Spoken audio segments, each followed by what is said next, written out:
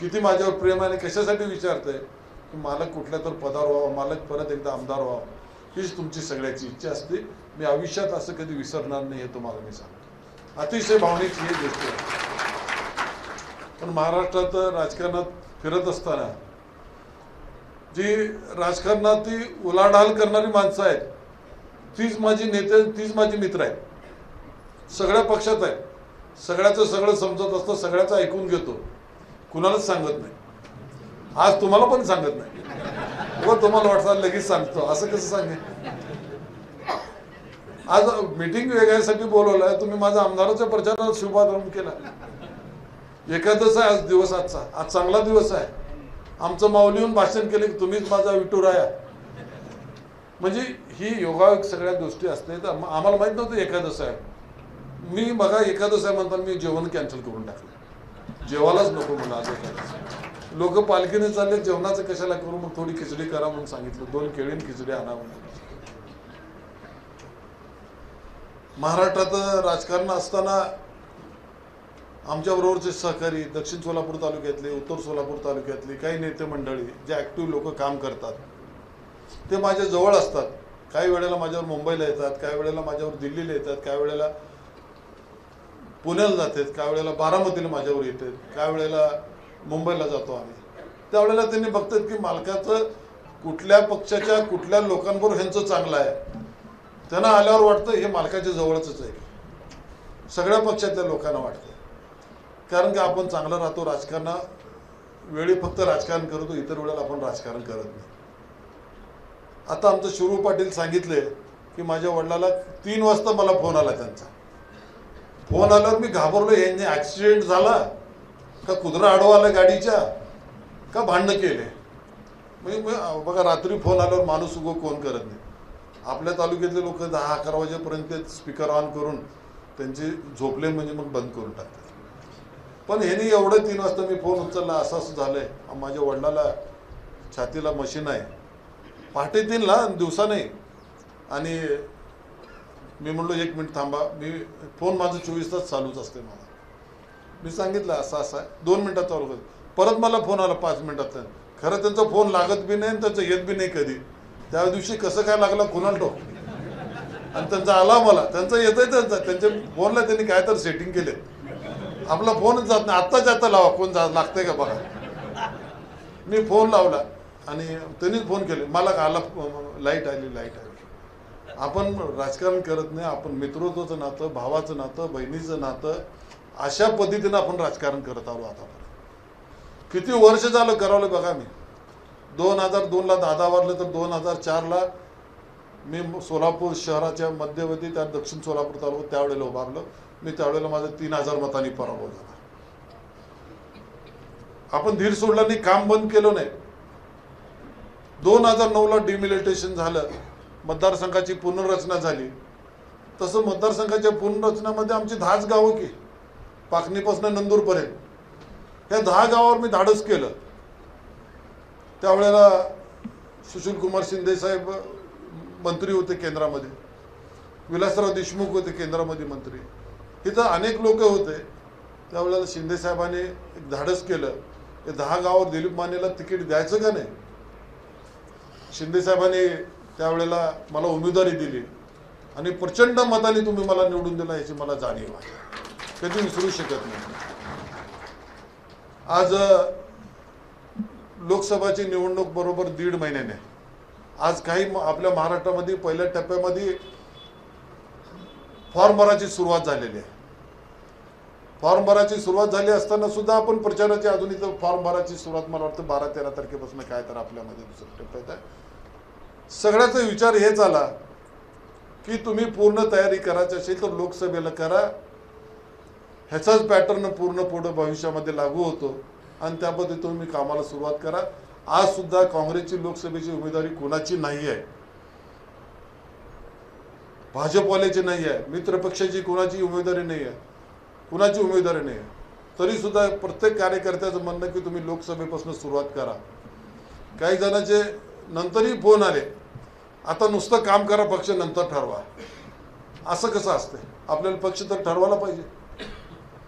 पक्ष ठरवून त्या पक्षाच्या उमेदवारी कोण का असेना काँग्रेस पक्षाचा, आपल्याला माझ्या विचाराचा त्याला आपण निवडून द्यायचा, एवढं मी तुम्हाला सांगतो. एकंदरीत सगळ्याचं मत घेतलं, अजून शहरातल्या लोकांचं मत घ्यायचं आहे आपल्याला. आणि माझी विधानसभेची मी कमिटमेंट घेतलेली नाही कुणाकडं, आणि मी कुठं, मला वाटतं मी कुठं रमतो का नाही मला शंकाच आहे. म्हणजे आता एवढे 2-3 पक्ष झाले, माझा स्वभाव आणि त्यांचा स्वभाव कधी मॅच व्हावा. आमच्या कार्यकर्त्याचा आणि आमचा स्वभाव जरा मॅच झालेला आहे. त्यांना माहीत आहे की काम करते, तुम्हाला माहीत आहे मी काम करतो, अशा पद्धतीनं मॅच झालेला आहे. तर आपल्याला शहरातली जवळजवळ 2-2.25 लाख मतं शहरामध्ये आपल्या मतदारसंघात आहेत, 1.25 लाख मतं ग्रामीण भागामध्ये आहेत, 20-25 हजार ह्या मतदारसंघामध्ये आहेत. असं एकंदरीत विचार करून करण्यासाठी आपल्याला आचारसंहितेचे निर्णय घेणं गरजेचं आहे. त्यामुळं आपण सगळ्याचं मत आजमावलं.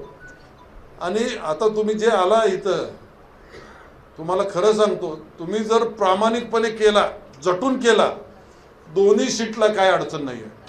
खालच्या वरच्या दोन्ही सीटला अडचण नाही. इथं बोलायचं आणि तिथं परत जाऊन काय करायचं, आणि इथं व्यासपीठावर राहायचं तिथं जाऊन काय करायचं, असं तुम्ही बिलकुल करू नका. आपण आपल्या नेत्याला जेव्हा ज्याला उभा करतो, जे का कोण असेल त्याच्याशी अतिशय प्रामाणिकपणे राहायला पाहिजे. आपण सगळ्याचे मतं ऐकले, सगळ्याचे ऐकले, पण आपल्याला परिस्थिती कशी आहे बघा. महाराष्ट्रात इथले सगळे सोडून चालले.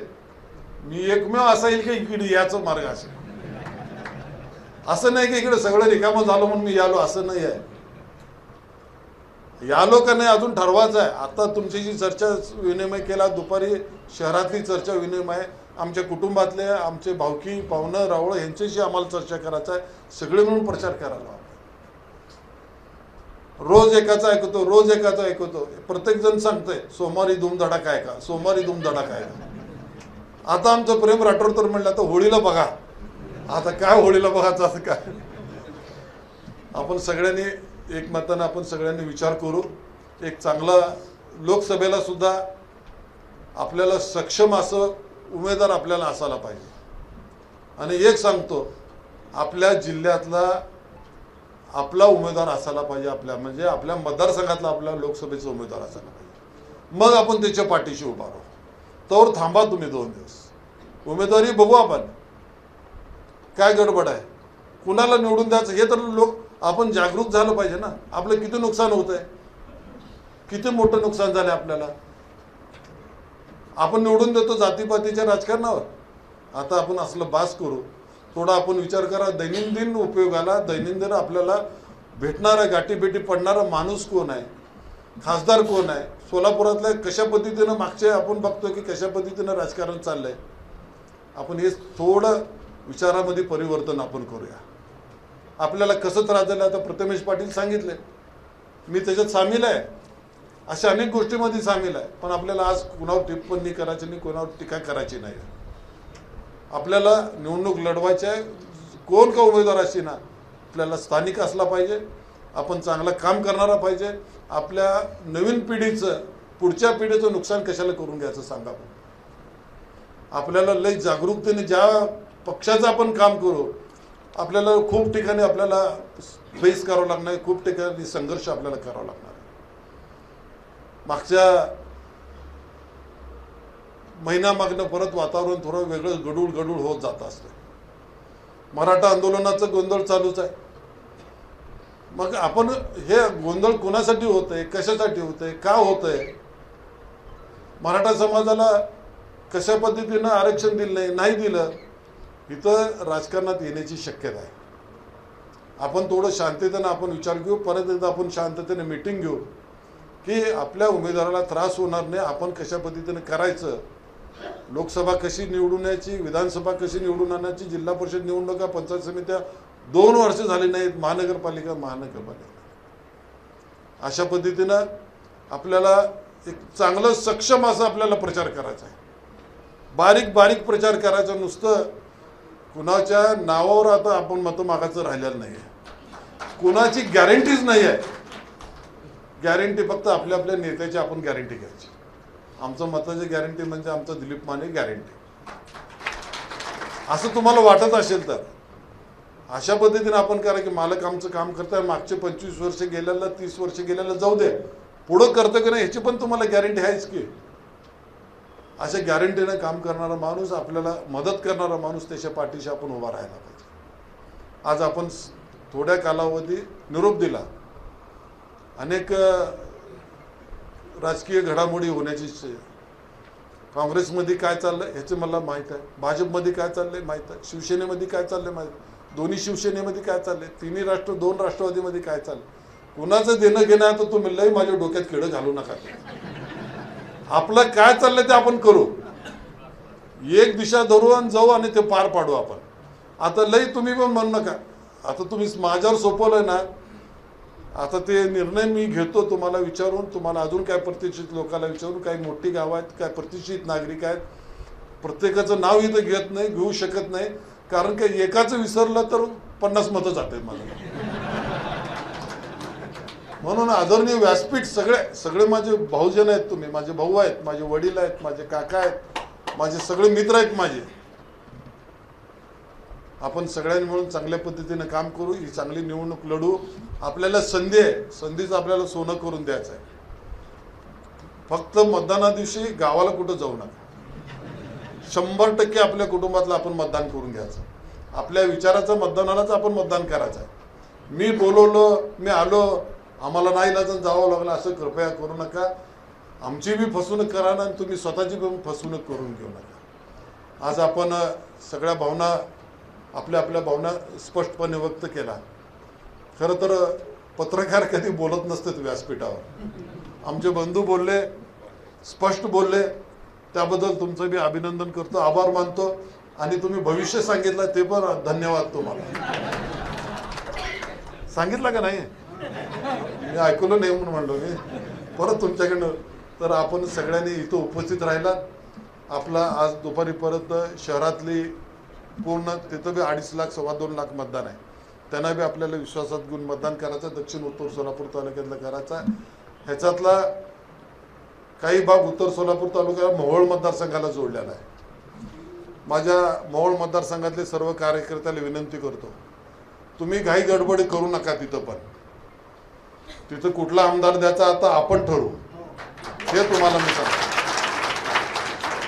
त्या अटीवरच निवडून येण्यापुरतं फक्त आमची 25-30 गावं तिकडली निधीच्या नावाने बोंब परत. आता जे करायचं आहे आमचं, ज्या वेळेला निर्णय येईल त्या निर्णयाला, त्यावेळेला आमची जी गावं आहेत उत्तर सोलापूर तालुक्यातली तिकडली जे मोहोळला जोडले आहेत त्याला आपल्याला विचार करावा लागणार आहे. आपण विचार करूनच आपल्याला निधी, काय मदत करतात, काय गोष्टी करत नाहीत, पण आपला दुसऱ्याच्या खांद्यावरून आपल्याला नको. डायरेक्ट आपले कार्यकर्ते, आपले सगळे लोक, त्यांच्याशी विचारूनच आपल्याला निधी दिली पाहिजे, मदत केली पाहिजे. ह्या भावनेने आपण जाऊया. तिथल्या तालुक्यातले सुद्धा आपल्याला काळजी आहे. तिथले सुद्धा आपण हे निर्णय आपण त्या वेळेला घेऊया. आज आपण इथं आलात, सकाळपासून उपस्थित राहिलात, त्याबद्दल आपल्या सगळ्याचा आभार मानतो. कुणाला काय बोलायचं असेल तर मला डायरेक्ट विचारा. आता सॉरी, आपण ती पुढची दिशा उद्या नाही तर परवा दिवशी आपल्याला ठरवावं लागणार आहे. आज संध्याकाळची मीटिंग झाली, उद्या सकाळपर्यंत आम्ही तुम्हाला निर्णय देऊ. व्हॉट्सअपवर मेसेजवर आपण सगळ्यांना कळू. फक्त एक सक्षम उमेदवार आपल्याला पाहिजे, काम करणारा उमेदवार आपल्याला लोकसभेचा पाहिजे. त्यानंतर विधानसभा अजून 4-6 महिने, त्याची काळजी करू नका. तुम्ही असल्यामुळं मला काही काळजी नाही. आमचे कुंभारे वगैरे म्हणले मालक तुम्ही घरीच बसा, तुम्हाला निवडून देतो. लोकसभेला बी द्या की निवडून, विधानसभेला असं सगळ्या तुमच्या भावना मी समजू शकतो. आपण निश्चितपणे सांगतो की महाराष्ट्रातलं देशाचं राजकारण काही असू द्या, पण सोलापूरमध्ये आपण क्रांती घडू, एवढंच मी आपल्याला विनंती करतो. आणि मी माझी 2 शब्द थांबवतो. जय हिंद, जय महाराष्ट्र. एबीपी माझा, उघडा डोळे बघा नीट.